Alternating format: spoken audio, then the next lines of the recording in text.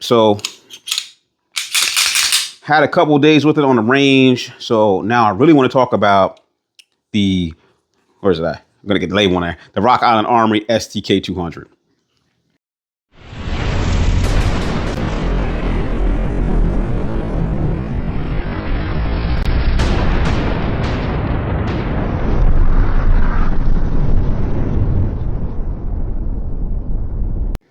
Hey, how's it going, everybody? It's your boy, Big Ball Holding Company.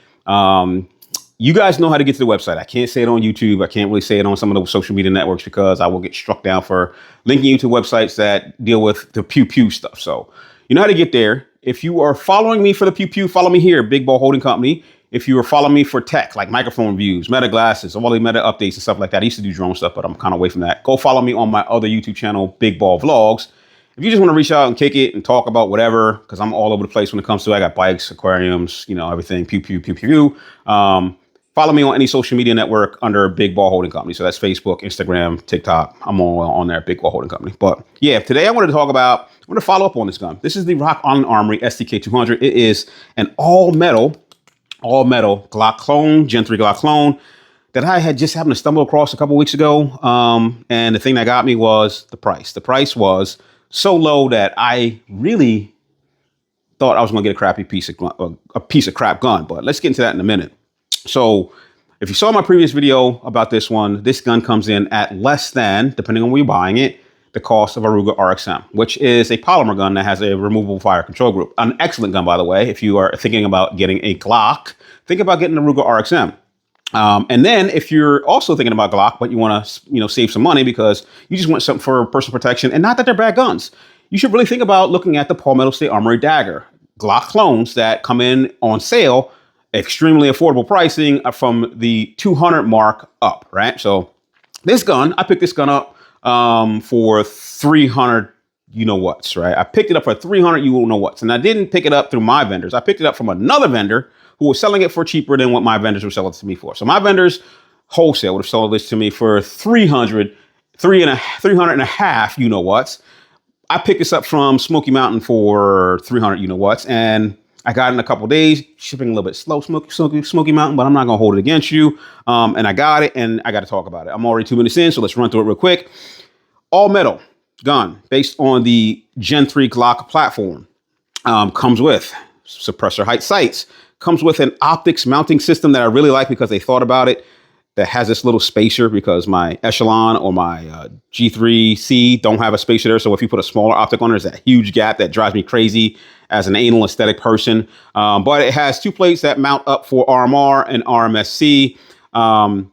Everything about it is Gen 3. It has a very nice, I don't know how they did it, man. This trigger is better than the trigger in a Glock Gen 3 or maybe even a Glock Gen 5, unless you put the performance trigger on there, where it has a solid wall. Like it has a solid wall. It has a carry brake about 5.5 pounds consistently, and it breaks right there. And then when you reset it, the take up is a little bit far, but the reset is a little bit far, but it's right there. And then it's a clean break again. Don't know how they did it, but that is a very good trigger. Also comes with an ambidextrous magazine release. No magwell or no way to mount one that I can see right now because there's no mounting holes or anything like that, but I don't usually use one. G10 or some kind of polymer inserts for grip panels, and it's got a lot of texturing on the front and back. Also, these are pretty textured too, but for me, the way I grip, and I don't know why a lot of people spend a lot of time with all the texturing on the side, because the way I grip, maybe it's because of my hand size. If I'm wrapping my hand around the pistol grip, as you can see, there's space in there. Like you can see that well, you can't because there's no light, but there's light between here, right? So don't get a lot of surface contact on the side panels as much as I do with the front. I would have preferred a little bit more gripping up in here, but I could probably put some grip tape on it. But other than that, very nice aluminum lower receiver. I think that, and I don't know, maybe I'll reach out to him and ask him. I think that this receiver may also be an accessory part because it looks like to me the serialized piece is actually held in by this bolt, and it looks like it's the front rail or the trigger block held in by this bolt that you can remove that and then buy this if damaged as an accessory part. Everything else, from what I can tell so far, is Gen 3 on the internals. I'm not going to take the gun apart. Gen 3 internals. I tried it with, I'll post a video about it later, but I tried it with all 4 or 5 of my current Gen 3 Glock slides. about 3 out of 5 worked, and the other 2 may have worked, but it may be something about the backplate or something that's in there, but they all were compatible. And this was compatible on 2 of my Gen 3 aftermarket frames, but it was not compatible on my original Gen 2 version frame. So compatibility across all Glocks seems to be the same, parts all the same, and the cost is way less than most Gen 3 Glock options out there. So with that said, I got it to the range. I ran it.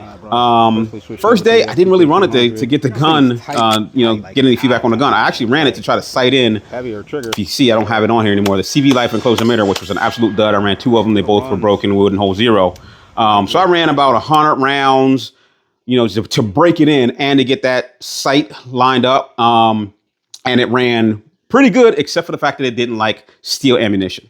My other Glocks don't seem to have a problem with it, but I will say this as a disclaimer. This particular steel ammunition, which is the MagTech zinc-plated steel ammunition, has had problems in my other guns. I will have Glocks that won't go into battery. I have a 1911 double stack that absolutely won't run it. And it also doesn't like this gun, or this gun doesn't like it. So maybe the ammo. I just know that on most guns, like my Echelon, I wanted to run everything. So that's a down point, like a little bit of a negative. But to be honest with you, I'll never buy steel again because it was only like a $5 savings. What else about the gun that can I talk about? Oh, this is the thing. Like, I'm going to try to do this next to the microphone. This gun is super tight. There's no wiggle, no movement, no nothing. For a Filipino-made budget gun, this gun is as tight as some of the higher-end 2011s that I've shot at the range. And as far as weight goes, if you're not familiar, I did some testing on it before I put this optic and this light on there. The base gun by itself was about, I don't know, maybe 5 ounces heavier than one of my other Glocks that had a light and an optic on it. So it is definitely heavier. If you're going to carry this, you're going to feel the weight. But for some, that they might like that.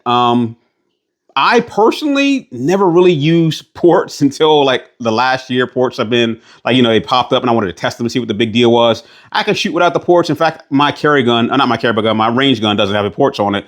But for some reason, I want to port this gun. So I might dump another, I don't know, $200 and change into porting it and maybe putting, I want to send it out and probably have someone throw a crazy Cerakote job on it and send it back to me, surprise me. I just want it to look kind of crazy. For the cost of the gun, any upgrades, what I don't want to do is take an inexpensive budget gun and then run it up to the price of like a Shadow Systems. I don't want to do that. I want to keep it budget. I want to keep it under $400, and I am going to be carrying this as my carry gun for the foreseeable future. I do like the all metal thing. I don't know why. I don't know if it's all Glock guys, but for me as a Glock guy, I've just heard some horror stories in the past of guys who left their gun on the table and then their Rottweiler chewed up the receiver, or, maybe and in a situation where I got to fight for my life. Is that plastic or that polymer grip going to be able to, I could do it this way, but is that polymer going to be able to help me get myself out of some sticky situations if I ran out of ammo? Don't know, but I've always wanted, because I'm such a Glock fanboy and I wanted a metal gun, but didn't want to go back to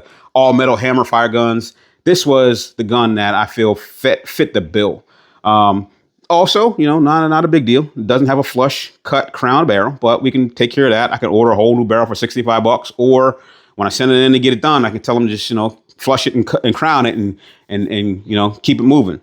But I just want to get back to you on this gun because right now I'm absolutely loving it.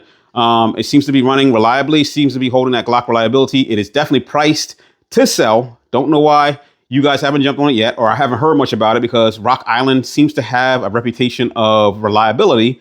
And, with their budget-friendly guns, they've got some 1911s or 2011s that people really like. Don't know why you're not on this one yet. Hopefully it's because you didn't hear about it, but now you have. So you might want to check one out.